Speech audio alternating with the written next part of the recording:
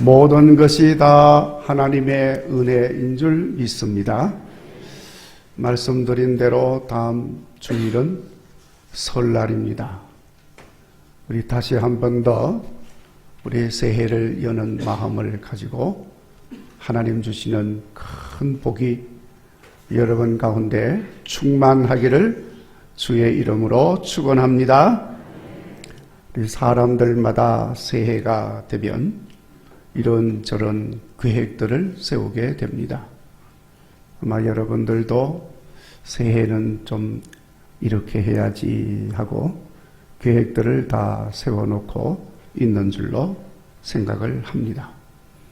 바라기는 세운 계획을 따라서 금년에 좋은 것들로 귀한 것들로 채우시는 하나님께서 채워주시는 특별한 채우심이 있기를 간절히 바랍니다. 사람들이 이렇게 새로운 계획을 세울 때는 무언가 좋은 것을 바라기 때문에 계획을 세우는 줄로 생각합니다. 뭐 좋은 걸 바라는 게 없으면 굳이 계획 세울 게 뭐가 있겠습니까? 그냥 되는 대로 살면 되지요. 그런데 계획을 세운다는 것은 무언가 바라는 게 있는 거지요. 그런데 그 바라는 건 좋은 것이니까 그래서 계획을 세우게 되는 것입니다. 자, 그러면 여러분 그 좋은 것, 우리가 바라는 그 좋은 것이 무엇일까요? 여러분들은 그 좋다고 생각하는 게 뭐라고 생각을 하십니까? 뭐 사람마다 환경이 다르기 때문에 좋은 것, 귀한 것 다를 수가 있습니다. 자, 지금 전쟁이 일어나가지고 내일을 알 수 없는 전쟁터에 있는 군인에게 가장 바라는 것이 있으면 무엇입니까? 하고 묻는다면 그 군인이 뭐라고 대답을 할 것 같아요? 예. 전쟁이 끝났으면 좋겠습니다. 평화가 임했으면 좋겠습니다. 막 그런 걸 우리가 생각할 수가 있죠. 자, 그런데 여러분, 실제로 어떤 군인에게, 전쟁터에 있는 군인에게 물었습니다. 새해 바라는 게 있으면 그게 뭡니까? 그랬더니 그 군인이 대답을 하기를, 내가 간절히 바라는 것은 내일입니다. 하고 대답을 했다는 거예요. 자, 그렇지요. 바로 몇 분 후에 폭탄이 날아와서 떨어지면 먼지같이 소멸되고 말 상황입니다. 내일이 있을지 없을지 알 수가 없습니다. 그러니까 이 병사에게 내일은 너무너무 중요한 것입니다. 내일을 볼 수 있다는 것. 정말 귀한 것이죠. 사실 여러분, 내일이 중요하고 좋은 것이면 그 군인만이 아닙니다. 우리 모든 인간들에게도 내일은 중요한 것입니다. 여러분들에게 내일이 없다면 어떻게 되겠어요? 우리가 가치 여기고 좋게 여기는 모든 것들이 무슨 의미가 있습니까? 어떤 사람에게는 내일이 없을 수도 있습니다. 하루살이 같은 인생이지 않습니까? 내일은 너무 중요합니다. 이렇게 내일이 중요하지만 오늘을 사는데 필요한 것은 또 따로 있죠. 오늘 이 하루 너무너무 소중합니다. 어떤 사람이 새해를 맞으면서 바라는 소원을 담아서 실천 계획을 세웠습니다. 첫째, 건강이 중요하니까 새해에는 꾸준히 운동을 한다. 둘째, 사랑도 중요하니까 새해에는 주변의 모든 사람들을 좀 더 배려하면서 산다. 셋째, 경제적인 풍족함과 여유로운 삶도 중요하니까 열심히 부지런히 일한다. 이렇게 세 가지 실천 계획을 세웠습니다. 뭐 대단한 계획은 아니지만은 나름대로 알차게 계획을 세우고 열심히 살았습니다. 그래서 건강도 좋아지고 주변 사람들과의 관계도 좋아지고 인정도 받고 살게 됩니다. 적당한 수입도 있어서 부족하지 않는 삶을 살았습니다. 자, 그런데 시간이 가면 갈수록 마음에 만족함이 없어요. 건강도 하고 사람들과의 관계도 좋고 적당한 수입도 있어서 부족한 것이 없는데 마음이 허전해. 왜 이럴까? 알 수가 없어요. 그래서 존경하는 선생님을 찾아갔습니다. 그래서 그 선생님에게 자기 마음의 허전함을 이야기를 하면서 지혜를 구했습니다. 근데 선생님이 그 이야기를 다 들으시고 빙그레 웃으면서 그 사람 손바닥에다가 글자 하나 써주었습니다. 평안. 평안. 마음에 평안이 없으니 건강이 무슨 의미가 있습니까? 마음에 평안이 없으니 사람들에게 인정받고 산다는 게 무슨 의미가 있어요?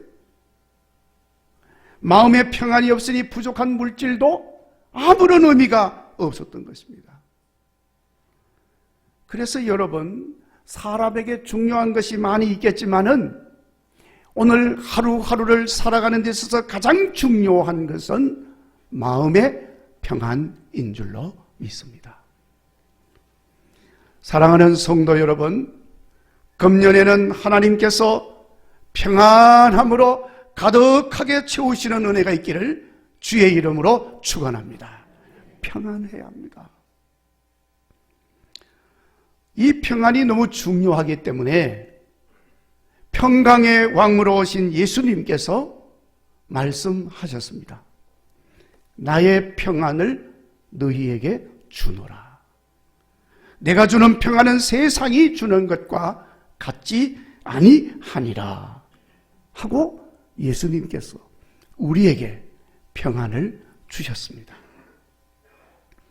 성도 여러분, 주님의 평안을 우리에게 주신다고 그랬는데 주님의 평안이 어떤 평안입니까? 여호와 샬롬의 평안입니다. 모든 염려, 불안, 두려움, 그 모든 것들을 소멸시키는 평안인 것입니다.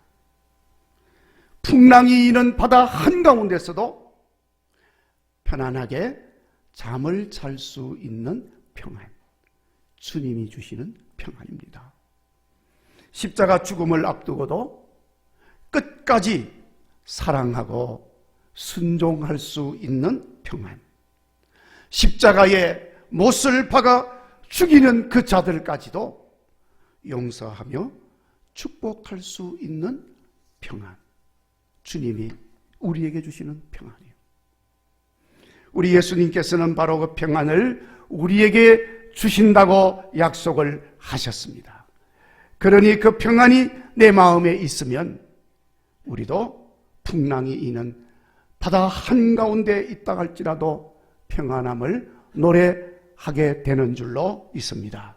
그러니까 여러분, 금년에 우리에게 이 주님이 주시는 평안함이 가득하게 채워지기를 주의 이름으로 축원합니다.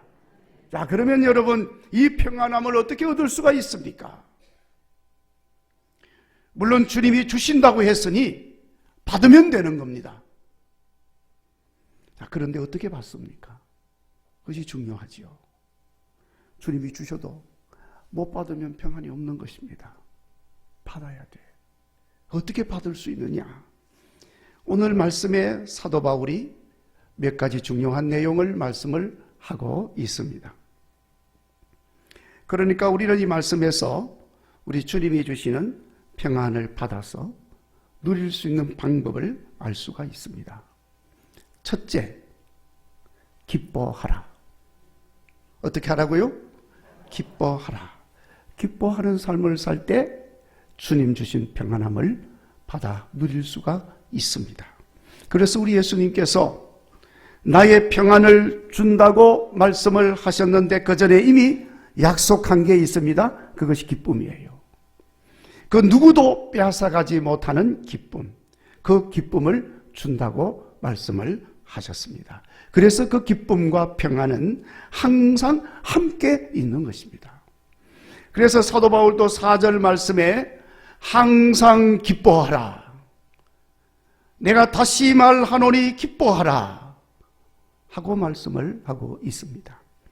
기쁨이 없이는 평안이 있을 수가 없기 때문에 말씀하는 것입니다. 그런데 여러분, 이 기쁨은 어디서 옵니까? 어떻게 기뻐할 수 있습니까? 이 기쁨은 주님의 은혜로 주어지는 줄로 믿습니다. 오늘 우리 찬양대 은혜에 대해서 찬양을 했습니다. 은혜가 내게 깨달아지고 은혜를 알게 되고 은혜를 받게 되어지면 그 기쁨이 나도 모르는 가운데 넘쳐나게 되는 겁니다. 내가 기뻐해야지 한다고 기뻐하는 게 아니에요. 은혜가 주어지면 기쁨이 주어지는 줄로 믿습니다. 그 은혜는 구체적으로 구원의 은혜인 줄 믿습니다. 나는 구원받았습니다. 예수님 내 죄 사해 주셨습니다. 나는 구원받았습니다. 할렐루야. 주님으로 인한 구원의 은혜가 우리 속에 주어지면 저절로 기쁨이 충만해지는 거예요. 그리고 그 기쁨은 말할 수 없는 평안함으로 우리를 가득하게 채워주는 것입니다. 그러면 거센 풍랑도, 나를 위협하는 죽음도, 미워하고 증오하는 것도 아무것도 아닌 거예요. 예수님 부활을 목격한 제자들이 바로 그 기쁨과 평안을 누리게 된 것입니다. 그러니까 사람들이 완전히 달라져 버린 거죠. 여러분, 하나님의 은혜로 인한 구원의 역사는 비단 영혼의 구원만은 아닙니다. 영혼의 구원은 기본적인 것이고 그로 인하여 나타나는 여러 가지 구원의 역사가 있습니다. 육신의 구원도 있습니다. 병이 낫습니다. 궁핍함이 해결되어집니다. 묶인 몸이 풀려지고 갇힌 몸이 자유하게 됩니다. 가난이 사라지고 원수된 것이 화목함으로 하나가 되어지는 것입니다. 모두가 다 하나님의 은혜로 인한 구원의 역사인 줄로 믿습니다. 이러한 구원의 은혜들이 우리를 기쁘게 하고 그 기쁨이 우리에게 누구도 빼앗아가지 못하는 평안함으로 채워주는 줄로 믿습니다. 이 은혜로 인한 기쁨으로 충만해서 평안으로 채워지는 이 한 해가 되시기를 주의 이름으로 축원합니다. 그리고 여러분, 우리에게 평안으로 채워지는 방법은 우리의 관용을 모든 사람에게 알리는 것입니다. 관용하라는 게 아니고 관용해서 모든 사람이 알게 하라는 거예요. 그래서 너희 관용을 모든 사람에게 알게 하라고 5절에서 말씀하고 있습니다. 여러분, 관용이라고 하는 것은 넓은 마음으로 품어주는 온유함을 관용이라고 그럽니다. 웬만하면 용서하고 웬만하면 받아주고 품어주고 웬만하면 넘어가고, 이것이 관용입니다. 사도 바울이 오늘 이 빌립보 교회에 이 말씀을 하는 것은 4장 2절에 나오는 빌립보 교회의 유오디아와 순두개를 염두에 두고 하는 말인 것입니다. 그래서 오늘 우리가 4절부터 읽었지만 그 2절부터 계속되어지는 말씀입니다. 빌립보 교회에 그 교회를 열심으로 섬기는 아주 충성된 일꾼 둘이 있었습니다. 물론 더 많이 있었죠. 그런데 이 두 사람을 특별히 지금 이야기를 하는 거예요. 한 사람은 유오디아, 다른 한 사람은 순두계. 유오디아와 순두계가 얼마나 열심히 교회를 섬기는지 그만 과열이 되어서 자기가 더 잘 섬긴다, 자기 섬기는 게 옳다, 이렇게 주장을 하기 시작을 하는 겁니다. 그러다 보니까 이 두 사람이 열심히 교회를 섬기기는 하는데 마음이 달라. 그래서 빌립보 교회 성도들이 자, 이 교회를 열심히 섬기는 두 사람이 참 훌륭한데 마음이 다르니까 누가 옳다고 해야 될는지 모르겠어. 누구를 지지해 줘야 될는지 모르겠어요. 그러니까 성도들이 눈치를 보는 겁니다. 유오디아 눈치도 보고 순두계 눈치도 보고 이거 어떻게 해야 될는지 어떻게 할 수가 없어요. 이러지도 못하고 저러지도 못하고 그러다 보니까 마음이 갈라지는 거예요. 평안하지 않습니다. 그래서 사도 바울은 유오디아와 순두계에게 권하면서 주 안에서 같은 마음을 품어라 하고 고면을 하고 있습니다. 주 안에서 같은 마음을 품는다는 것이 뭡니까? 서로 상대방의 마음을 받아주고 품어주고 이해하고 인정해 주라는 것입니다. 그것을 우리는 관용이라고 하는 것입니다. 관용. 이 관용이 평안을 주는 것입니다. 그런데 내가 관용을 보였다, 그게 중요한 게 아니에요. 내가 보여주는 그 관용이 상대방으로 하여금 저 사람이 내게 관용을 베풀고 있구나 알도록 하라는 거예요. 알도록. 내가 아무리 관용을 베풀어도 상대방이 못 받아들이지 못하면, 알지 못하면 아무 의미가 없다는 거예요. 이 관용이 결국은 모두를 평안하게 하는 줄로 믿습니다. 여러분, 이 관용의 가치는 굉장히 중요합니다. 특별히 우리 그리스도인의 삶 속에 너무너무 중요한 것이 관용입니다. 이 관용이 없으면 절대로 평안할 수가 없어요. 이 관용의 가치를 아주 중요하게 여기는 나라 백성이 있습니다. 아시는 분도 있겠지만은 프랑스가 관용을 아주 중요하게 여기는 그런 가치로 매기고 있는 나라입니다.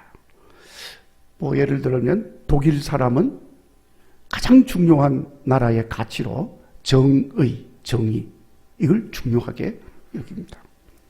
우리나라 백성들도 중요하게 여기는 가치가 있지요.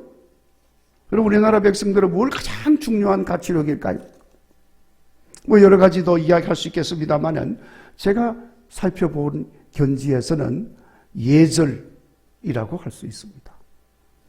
얼마나 우리나라 백성들이 예절을 중요하게 여기고 예절을 바른지, 이 예절이 너무 과해서 체면이 되고 예절이 너무 잘못되어서 위선이 되기도 하고 이런 폐단을 낳기도 합니다만은 우리는 예의 범죄를 너무너무 중요하게 여깁니다.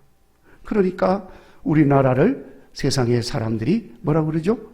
동방의 예의 지국이다 이렇게 부르잖아요. 예절이 얼마나 중요하게 여기는지요. 지금은 많이 약해진 것 같아요. 참 너무 안타까운데 이거 잘 지켜줬으면 참 좋겠어요. 하여튼 이 프랑스 백성들은 톨레랑스라고 그래가지고 이 관용의 정신을 중요한 가치로 여기면서 모든 나라의 정책에 이것을 반영합니다. 그러니까 프랑스 사람들은 이민자들에 대해서도 아주 관대합니다.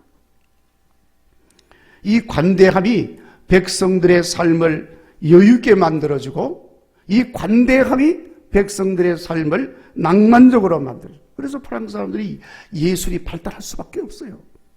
그만큼 평안함을 준다는 것입니다. 자, 여러분, 우리는 관용을 다른 사람들에게 보여주는 그런 삶을 삶으로써 다른 사람들도 평안함을 주지만 먼저 내 스스로도 평안한 삶으로 채워지는 이 해가 되시기를 주의 이름으로 축원합니다. 그리고 평안함으로 채워지는 삶을 위해서 감사함으로 기도하여서 마음의 염려를 버려야 한다는 것입니다. 성도의 삶에서 가장 평안하지 못하게 만드는 요인은 마음의 염려인 것입니다. 마음의 염려로 가득 차게 되면 그 마음의 염려로 가득 차게 하는 요인들은 끝이 없습니다. 그러니까 절대로 평안할 수가 없어요. 그러면 그 염려들이 왜 끝이 없습니까? 끝이 없는 이유는 원래 염려라고 하는 것은 아무것도 없는 것이기 때문에 그렇습니다. 그래서 끝이 없는 거예요. 원래 없는 거예요. 자, 여러분 본문에 아무것도 염려하지 말고 그렇게 말했지 않습니까? 그러니까 염려거리가 있는데 염려하지 말라는 말이 아닙니다. 이 말은 본문의 내용을 글자 그대로 표현을 하면 아무것도 없는 것 때문에 염려하지 마라. 염려할 것도 아닌 거예요. 없는 거니까. 아무것도 없어. nothing. nothing이라고 하는 것은 공짜, 비어있는 거예요. 헛된 것입니다. 아무것도 없는 거예요. 그러니까 원래부터 염려할 거리가 없는 것입니다. 그런데 사람들은 공연히 염려를 하는 거예요. 지레 염려를 하는 것입니다. 아직도 오지 않는 것 때문에 염려를 하고 있는 것입니다. 결국에는 쓸데없는 염려를 하고 있는 것입니다. 그래서 여러분 그 염려라고 하는 것은 하기 시작하면 끝이 없는 거예요. 자, 그런데 왜 인간은 염려할 것이 없는데도 만들어서 끝없이 염려를 할까? 이유가 있습니다. 그만큼 인간이 약하다는 거예요. 약하기 때문에. 그런데 여러분, 더 큰 문제는 그런 줄 알면서도 또 염려하는 거예요. 염려를 떨쳐버리지를 못하는 것입니다. 그래서 여러분 이 염려 때문에 우리는 마음의 평안을 잃어버리고 주님 주신 평안도 빼앗기고 불안과 두려움으로 힘들게 살아가고 있는 것입니다. 그래서 사도 바울을 통해 하나님께서 말씀합니다. 너희 모든 것들을 감사함으로 하나님께 기도하라. 아멘. 어떻게 하라고 그랬습니까? 기도하라. 어떻게 기도합니까? 감사하면서 기도하라는 거예요. 그러면 모든 지각에 뛰어난 하나님의 평강이 너희 마음과 생각을 지켜주시리라. 감사 기도가 마음의 평안을 빼앗아가는 모든 염려들을 다 소멸시켜버린다는 거예요. 그러니까 평안을 지킬 수가 있고 평안을 누릴 수가 있는 것입니다. 사랑하는 성도 여러분, 우리의 하나님은 우리의 모든 것을 아시는 하나님인 줄로 믿습니다. 전능하신 하나님이기 때문에 그렇습니다. 그래서 우리가 감사함으로 기도하면 하나님은 평안함으로 채워주시는 줄로 믿습니다. 염려는 사라지고 불안과 두려움도 소멸되게 만드시고 담대하게 만들어주시는 것입니다. 그래서 감사 기도가 우리의 심령을 평안함으로 채워주면서 우리는 더 기뻐할 수가 있고 그 기쁨이 또한 우리들을 더 은혜의 삶으로 인도하는 것입니다. 그래서 여러분 우리는 이 새해에는 구원의 은혜로 인한 기쁨을 날마다 고백할 수 있기를 바랍니다. 관용으로 세우셔서 많은 사람들에게 관용을 보여줘서 알도록 하시기를 바랍니다. 그리고 감사 기도로 아무것도 아닌 염려를 물리칠 수 있기를 바랍니다. 그래서 주님이 가득히 채워주시는 평안으로 이 한 해가 진실로 복된 해가 되시기를 주의 이름으로 축원합니다.